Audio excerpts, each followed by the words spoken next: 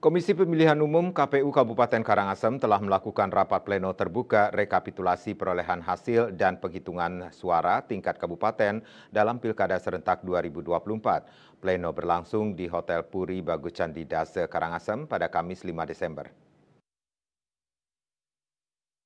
Dalam pleno tersebut, paslon nomor urut 3 Igusti Putu Parwata dan Pandu Prapancalagosa meraih 145.344 suara atau 52,8%. Paslon nomor 3 unggul di 7 kecamatan dengan meraih suara tertinggi dibandingkan dua paslon lainnya, yakni paslon nomor urut 1 Iwayan Karisubali dengan Iketut Putra Ismaya Jaya dan paslon nomor urut 2 Igede Dana dengan Inengah Swadi. Guspar Guru Pandu hanya kalah tipis di Kecamatan Rendang dari Dana Swadi. Di Rendang, Guspar Guru Pandu meraih 10.432 suara, sedangkan Dana Swadi meraih 10.598 suara.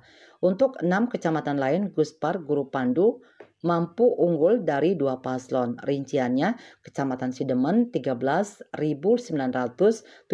suara, Manggis 15.419 suara, Karangasem 34.164 suara, Abang 17.423 suara, Bebandem 15.671 suara, Selat 16.866 suara, dan Kubu 21.322 suara.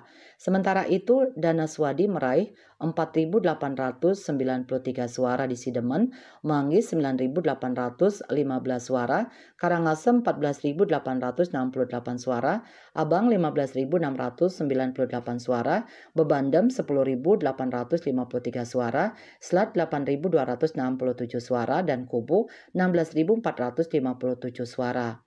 Sehingga jumlah total suara yang diperoleh pasangan ini dari 8 kecamatan sebanyak 91.448 suara atau 33,2%. Untuk Karisma di Rendang meraih 3.694 suara.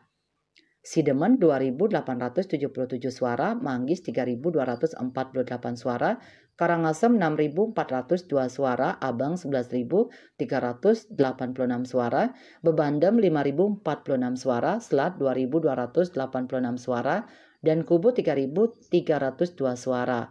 Total suara yang diperoleh paslon 1 dari 8 kecamatan sebanyak 38.241 suara atau 13,9%.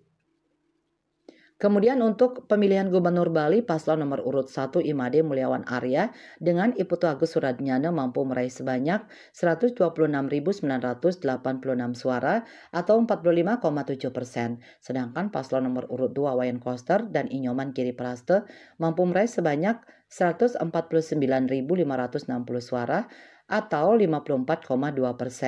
Ketua KPU Karangasem, Iputu Darmo Budiasa mengatakan setelah melakukan rekapitulasi suara ini, pihaknya menunggu selama 3 hari untuk gugatan dari paslon. Eka Parananda, Bali Pos melaporkan.